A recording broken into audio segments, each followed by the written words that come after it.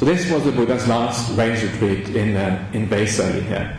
And of course he stayed put in this place, and one of the things that happened during this rains retreat was that the Buddha got extremely ill, really, really ill.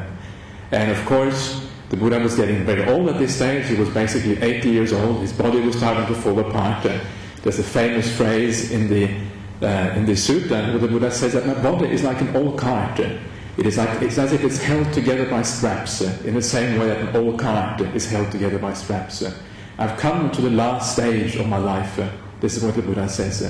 And of course it's to be expected that when anybody, including the Buddha, comes to the last stage of their life, they will get ill, they will get sick. This is what happens to all of us. And so it happens with the Buddha, and it's a very, very severe illness.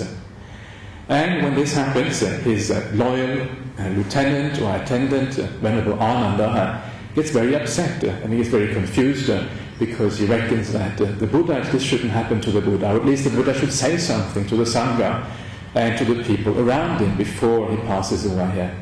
And Ananda, after the Buddha has come out of his sickness, he goes to the Buddha and says to him, while you were sick, Lord, it was as if my body was drugged. I couldn't get a bearing on the directions.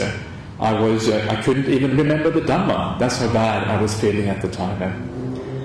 And the Buddha, of course, he says to Venerable Ananda, of course, the ordinary things, that of course, why should we be sad? Why should we be confused about this? This is the nature of reality.